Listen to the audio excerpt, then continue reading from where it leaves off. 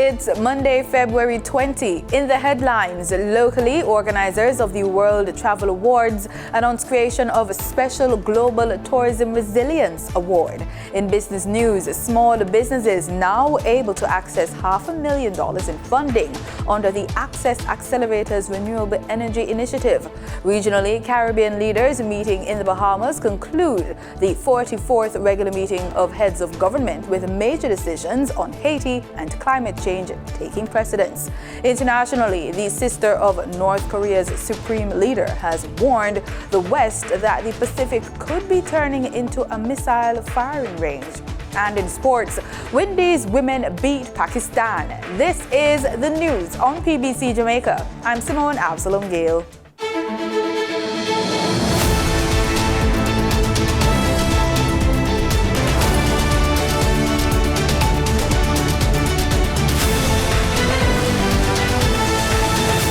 Prime Minister Andrew Holness is optimistic following Sunday's resumption of the Vale Royal talks. In a statement from his office, Mr. Holness describes the talks as an indication of the country's developing democracy.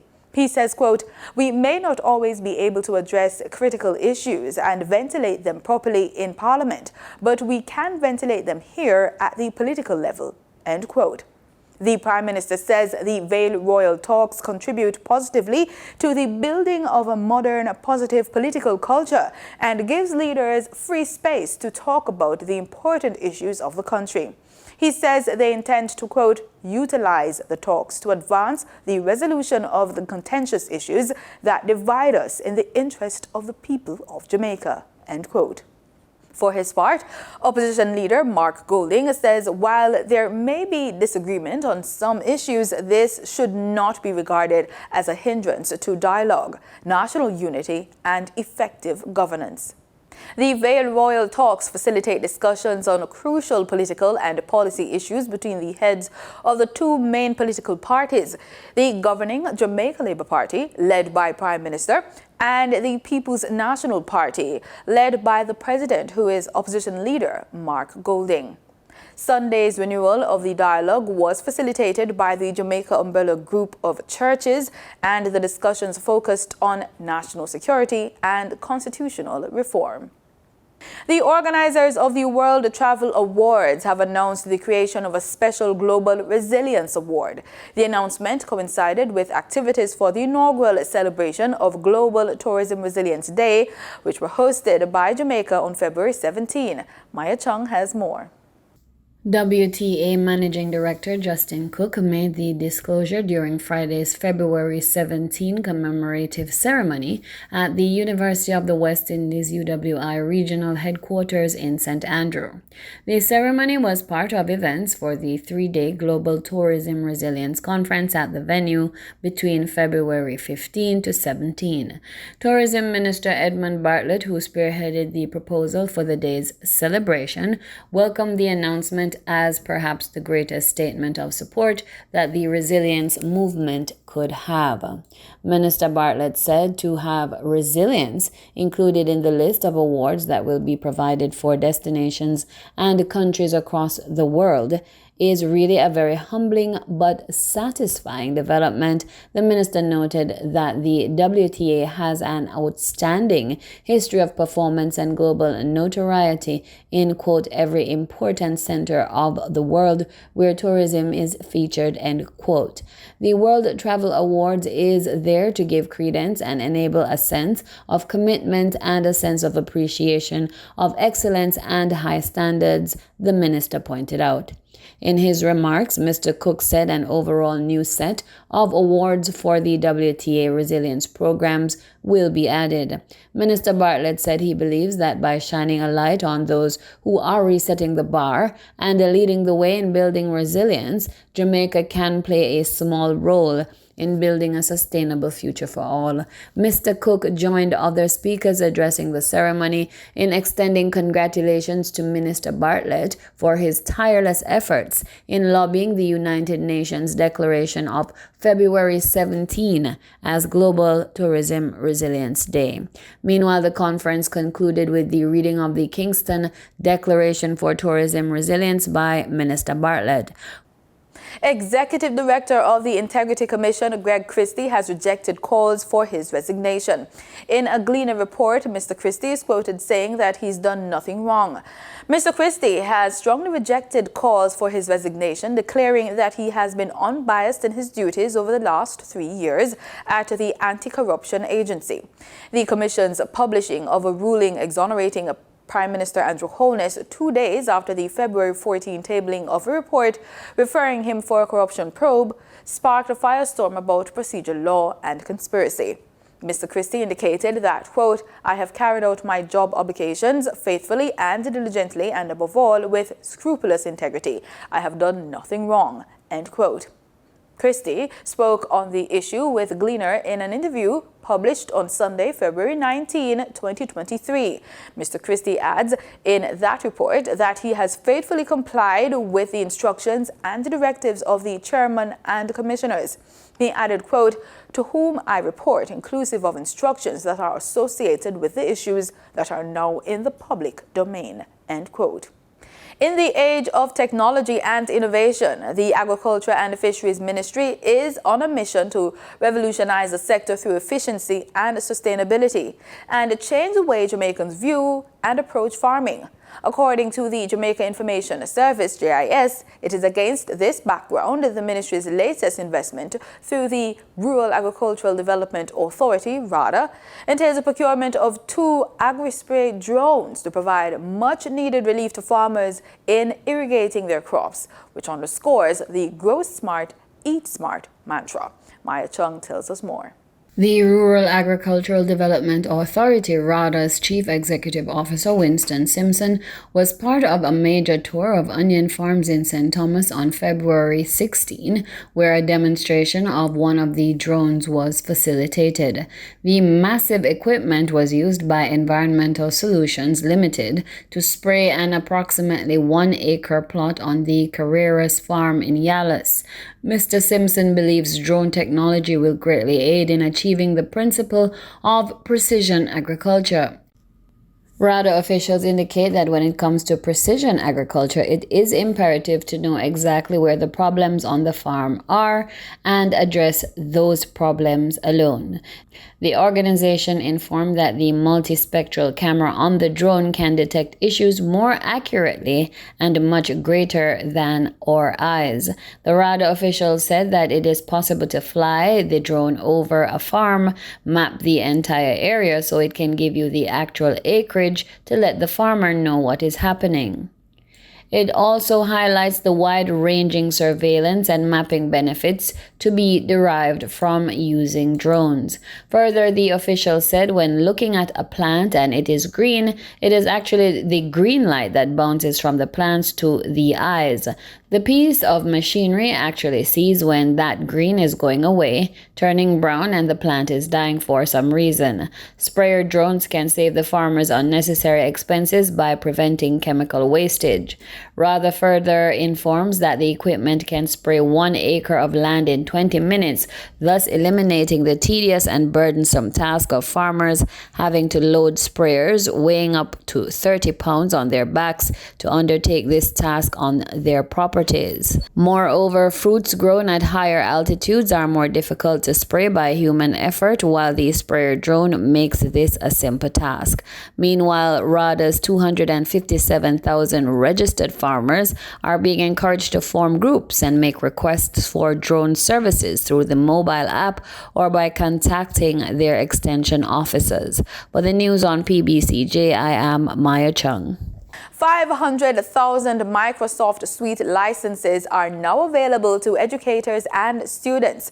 Minister of Education Favour Williams made the announcement recently while visiting Excelsior High School in Kingston. This is available through Microsoft. It's a Microsoft 365 suite of products that include Excel, Word, Teams, and a whole host of other applications that our students need as they make their way through school. They can use it to collaborate with each other and to ensure, especially those students who are doing their SBA, that they have applications like Word to be able to do their SBAs. She says due to various programs in the last 2 years, a lot more students have access to computer devices, so they can use the Microsoft 365 suite of products on up to 5 devices. And it will be available simultaneously on these devices.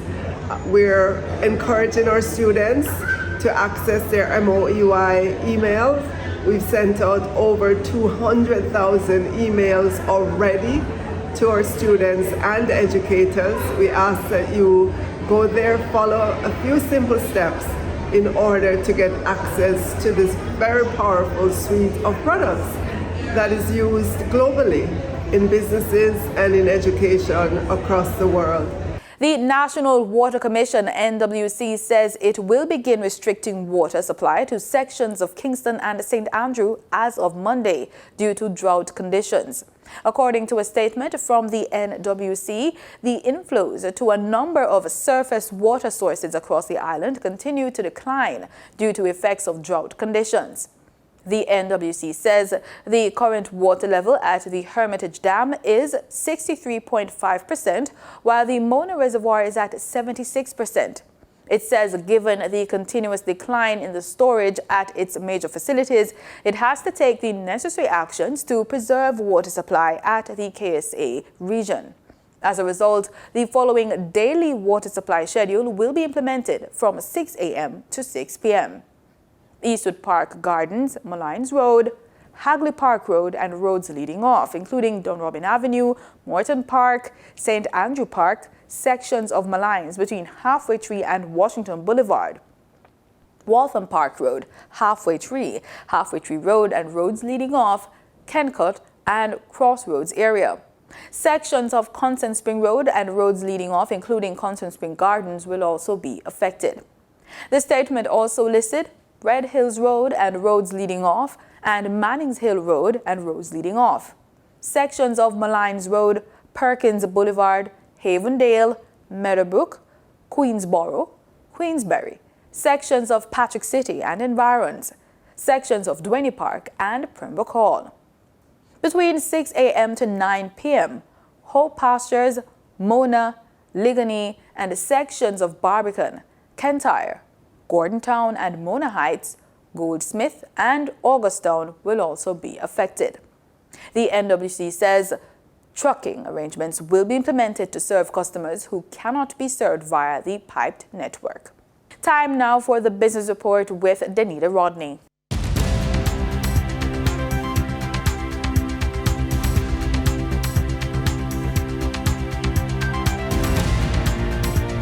Tax Administration Jamaica says it will be providing support to thousands of income tax filers through its annual Special Taxpayers Assistance Program, STAP, as the March 15 income tax filing due date draws closer.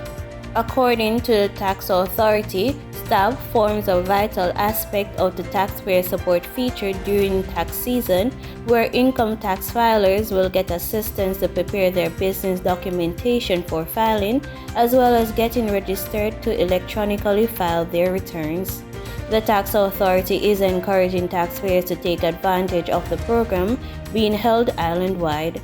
Information on the STAP schedule is available at www.jamaicatax.gov.jm in the Income Tax Hub, with the dates and times of the support sessions that are being offered across the island.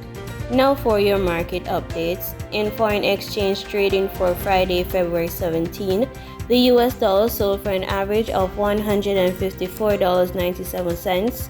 The Canadian dollar ended trading at $115.20. The pound sterling traded for $184.62, and the euro sold for an average of $169.38. In JSE trading, the JSE index declined by 4,529 points. The junior market index advanced by 14 points. The combined market index declined by 4,087 points, and the All Jamaican Composite Index declined by 6,402 points. Overall market activity resulted from trading in 115 stocks, of which 54 advanced, 38 declined, and 23 traded firm. Stocks advanced for 138 Student Living Jamaica Limited Verbal Preference, AMG Packaging and Paper Company Limited, and Barita Investments Limited. Stocks declined for 138 Student Living Jamaica Limited, Access Financial Services Limited, and Blue Power Group Limited.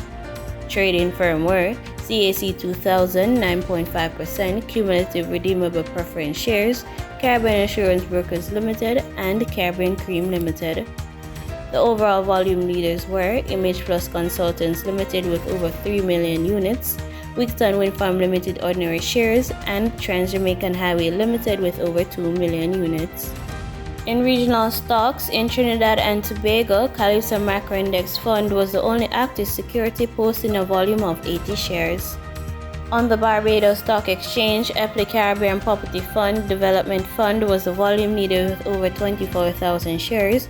They were followed by Goddard Enterprises Limited, which traded over 17,000 shares, and Government of Barbados Bond Series B with over 11,000 shares.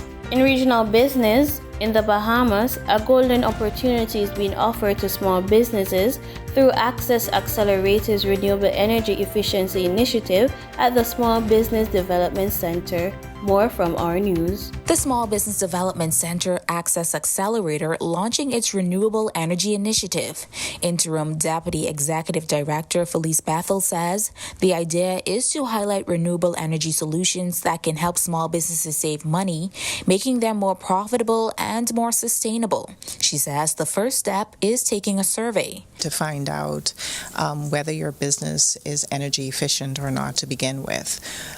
Based on your energy efficiency score, if it's a low score, then you can go ahead and apply through our website. You can go to www.accessaccelerator.org, click Learn More, then Apply Now, and then you can just fill out the application form, upload whatever business personal documents in order to access up to $500,000 in funding. And so far, she says the response has been overwhelming. We've gotten responses through people wanting to attend our information sessions to hear what we have to say about solar panels. They don't just want to run out and purchase it. We've also had people who've completed the survey.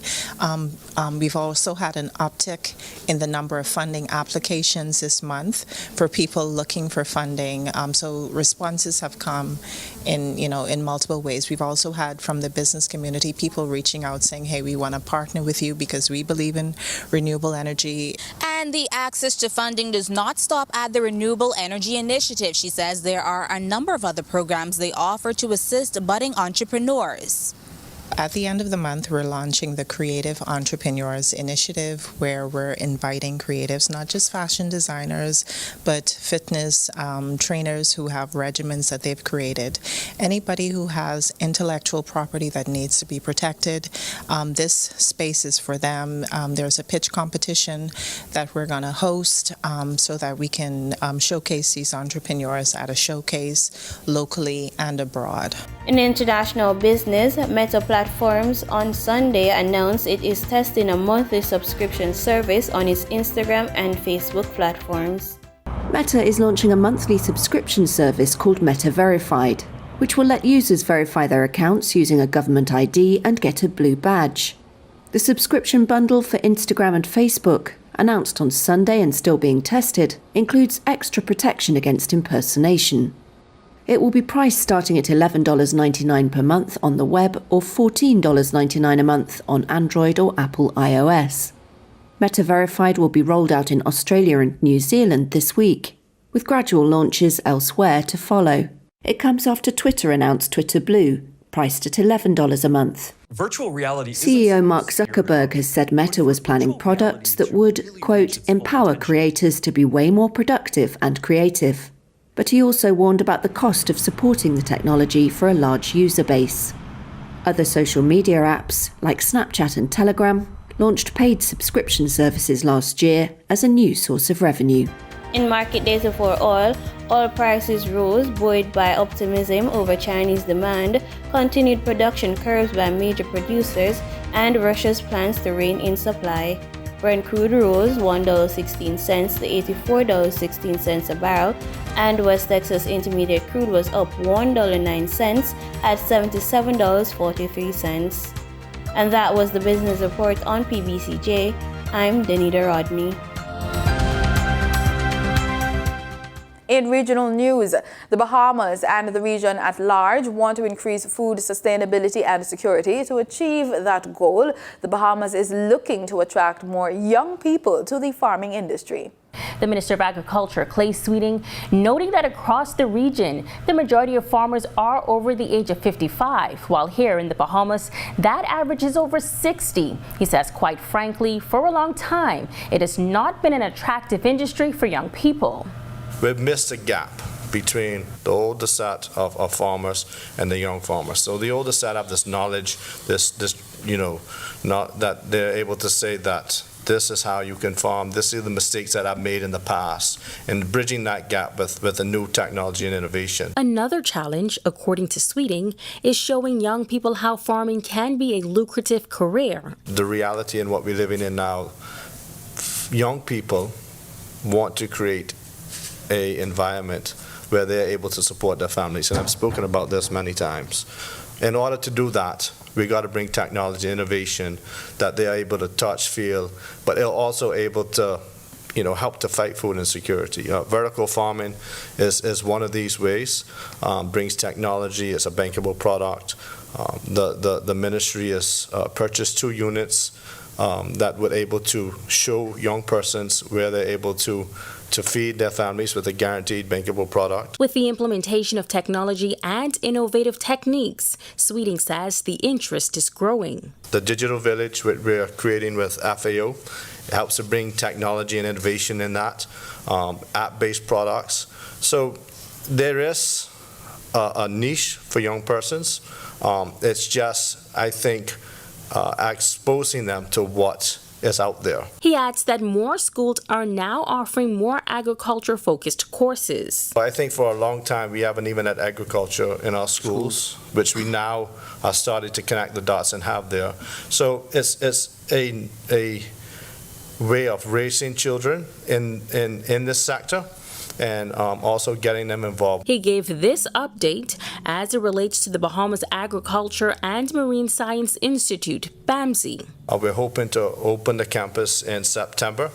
There's current works going on there with the Ministry of Works to complete the campus and able to get people on the ground. Guyana's Natural Resources Minister Vikram Bharat has announced that Guyana and Trinidad and Tobago are resuming talks focused specifically on energy cooperation in a bid to leverage the resources, facilities and expertise in both countries.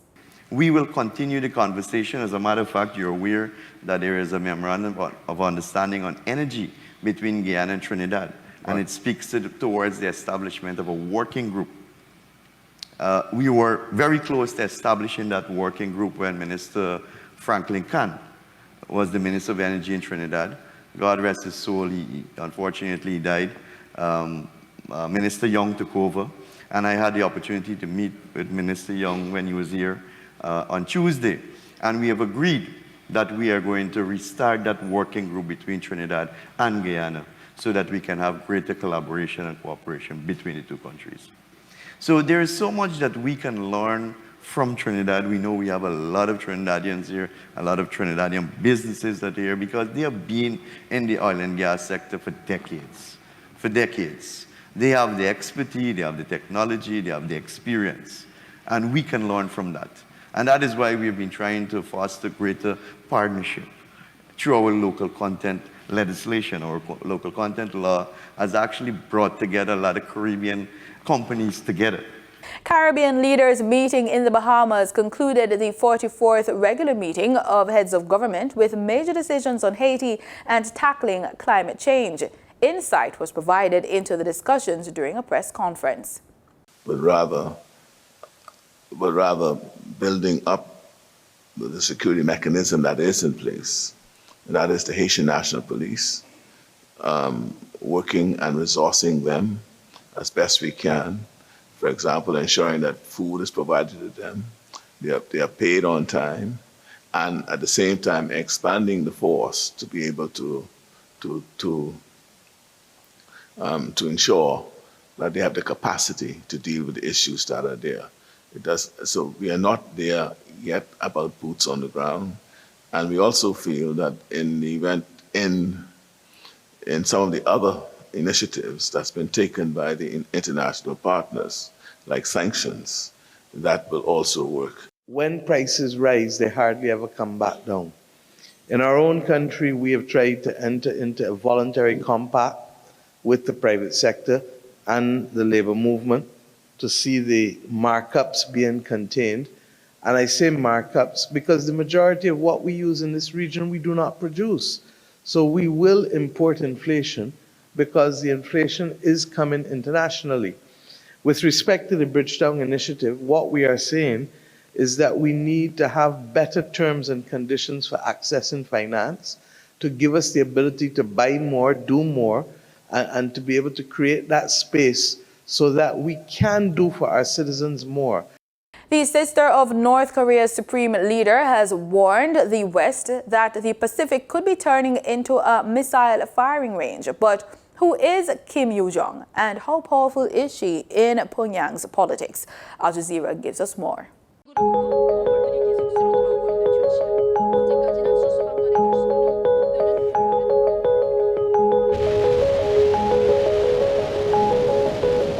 Kim Yo-jong, she has been the speaker for North Korean government, and when you say you want to something nasty, well, she is the one who talked the talk.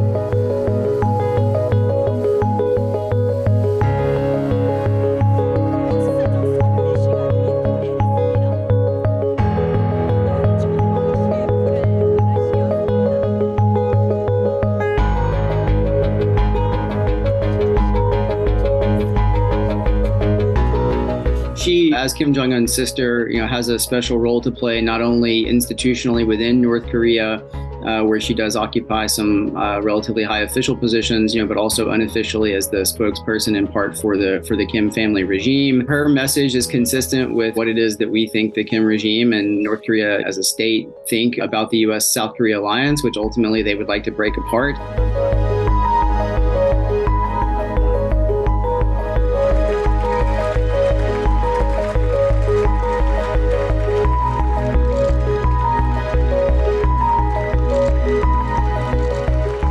Kim Yo-jong came to prominence several years ago at the time of all the summit diplomacy between North Korea and the US. And this is a reminder that she is still a very influential figure. She has come out and condemned South Korea and the US, saying that the launch is a powerful and overwhelming response to what she calls threats from South Korea and the US.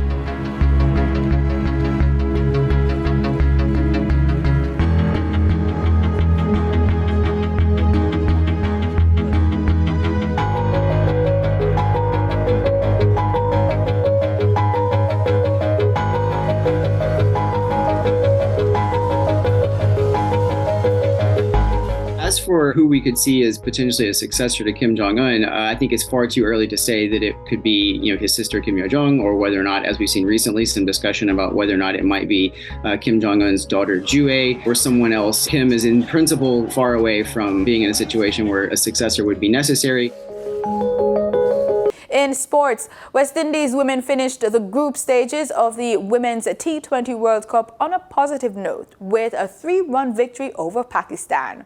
West Indies captain Hayley Matthews won the toss and decided to let her team bat first in Pearl. The Windies women's top order set the tone for a total of 116 for 6, with Captain Matthews hitting 20, Rashada Williams top scoring with 30, and Shemaine Campbell contributing 20. Pakistan, in their reply, were limited to 113 for 5, with their middle order scoring the bulk of the runs. Captain Bisma Maroof 26, Nida Dar 27, and Aliyah Riaz 29 the top scorers. Leading the way with the ball for the West Indies was Captain Hayley Matthews, with 2 wickets for 14 runs. Shamila Connell, Karishma Ramharak and Afi Fletcher all took 1 wicket each in helping their team to victory. Matthews was named player of the match for her performance with both bat and ball. And that's the news on PBCJ. I'm Simone Absalom Gale. You can follow us on our social media platforms at PBC Jamaica. Pleasant viewing.